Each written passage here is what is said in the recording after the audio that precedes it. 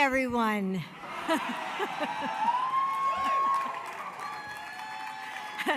I have to say, you really look fabulous. David Mixner meant so much to so many in this room. So I'd like to begin with his words. Quote, "You can walk through fear and be the one who describes colors of the sunset to those who look back on the porch. Or you can sit back on the porch and have the colors of the sunset described to you," end quote. You, the people in this room, have seen the colors of the sunset. You have walked through fear, and you've helped so many others do the same. It's an honor to celebrate with all of you tonight.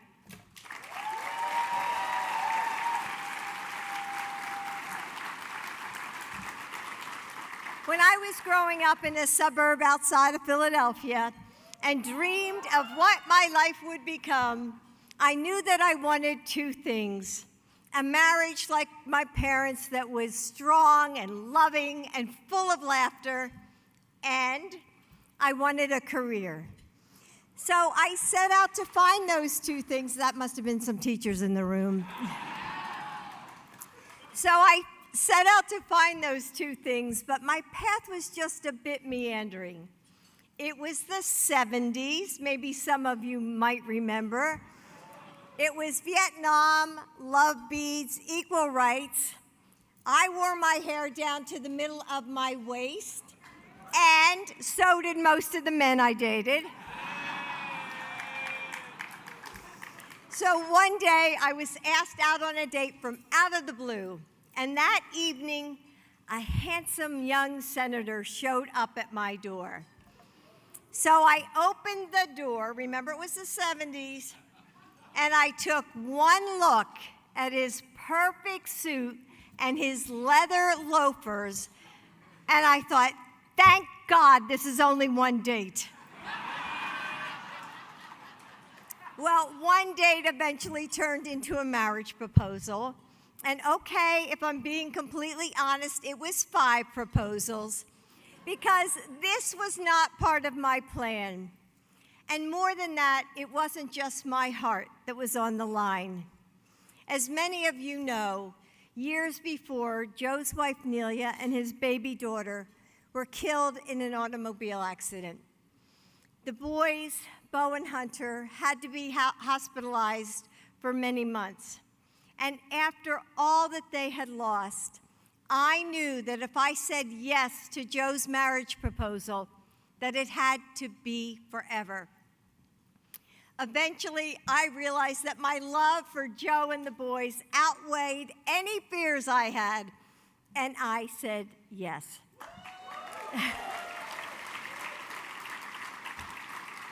And I will never forget what he said next. He said, "Jill, I promise you, your life will never change." Of course, this proved to be wildly untrue. Life is change. We learn and we grow. We overcome heartbreaks we never could have imagined. We find wisdom and grit and empathy. This community knows that well. And while we've changed so much and made so much progress, there's still so much more to do. And we can't and we won't go back and refight the fights of the past.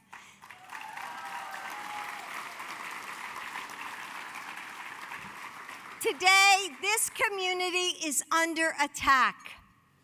Rights are being stripped away. Freedoms are eroding. More and more state laws are being passed targeting this community. Just last night, if you saw the news, we had to fend off more than 50 anti-gay amendments that Republicans tried to force into the government funding bill. These were extreme measures aimed directly at this community. Measures that would have limited health care, eroded protections for same-sex couples, and more. and they serve only one purpose: to spread hate and fear. History teaches us that democracies don't disappear overnight. They disappear slowly, subtly, silently. A book ban, a court decision, a don't say gay law. Before World War II, I'm told, Berlin was the center of LGBTQ culture in Europe. One group of people loses their rights, and then another, and then another. Until one morning you wake up and you no longer live in a democracy. Laws and attitudes can lead to devastating consequences, harm that can't be undone, that leaves parents torn by grief, parents and grandparents like Sue Benedict, may next rest in peace, and the countless others who have lost LGBTQ children to suicide, bullying, and hate. Parents who have stood by their kids, loved them, learned from them, but will never have another tomorrow with them. This is our chapter of history, and it's up to us as to how it ends. This isn't the first time that we've been tested. We've faced unspeakable tragedies before: an assassination in San Francisco, a barren field in Wyoming, a nightclub in Orlando. And each time we have persevered. We have pulled ourselves up from the depths of despair with hope, with grace, with love. Our victories testify to that strength.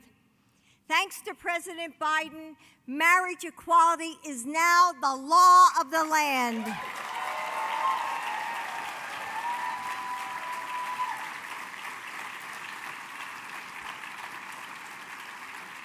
He ended the ban on gay and bisexual men donating blood.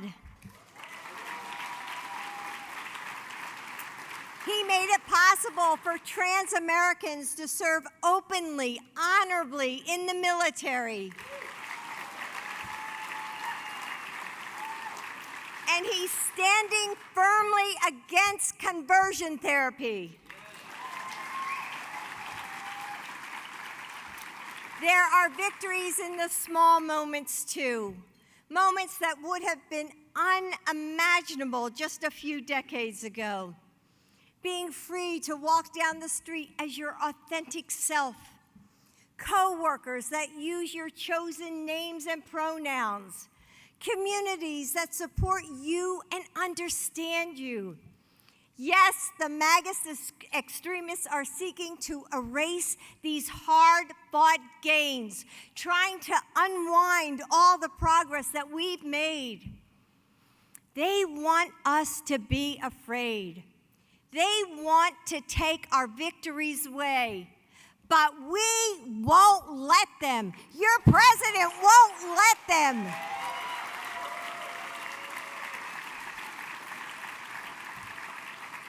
We're going to fight, and we will win. Today, tomorrow, and all of the days after, until all of the people in all of the places can live freely, surrounded by love. I love you. Your president loves you.